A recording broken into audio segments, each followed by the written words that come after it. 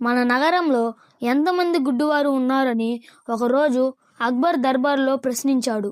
ఎవరు జవాబు చెప్పలేకపోయారు. అక్బర్ బీర్బల్ వైపు చూశాడు. ఏదో ఒక సమాధానం అక్బర్కు చెప్పక తప్పుతుందా అని బీర్బల్ అనుకుంటాడు. ప్రభు, చాలా మంది గుడ్డివారు ఉంటారు. ఇప్పటికి లెక్క చెప్పమంటే వీలు కాదు.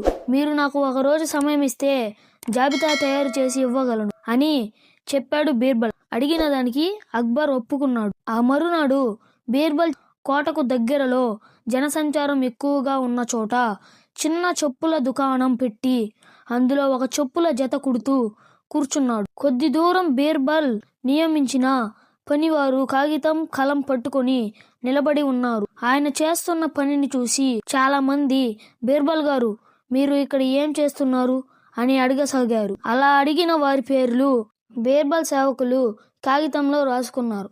సాయంకాలం అక్బర్ రాజు విహారానికి బయలుదేరాడు. బీర్బల్ కూర్చున్న చోట వైపుకు వచ్చారు. బీర్బల్ను చూసి అక్బర్ కూడా అందరిలాగే అదే ప్రశ్న వేశాడు. చెప్పులు కుడుతున్నాను ప్రభు అని బీర్బల్ సమాధానం చెప్తుండగానే సేవకులు రాసుకున్న జాబితాలో అక్బర్ పేరు కూడా చేరింది. మరునాడు బీర్బల్ దర్బారులో గుడ్డివారి జాబితాను సమర్పించాడు. ఆ జాబితా తీసుకొని ఆసక్తిగా పరిశీలించాడు చక్రవర్తి. అందులో చివరన తన పేరు చూడగానే ఉలిక్కి పడ్డాడు. ఇదేమిటి బీర్బల్, ఇందులో నా పేరు కూడా ఉంది. అంటే నేను గుడ్డివాడినా అని ఆశ్చర్యంగా ప్రశ్నించాడు అక్బర్.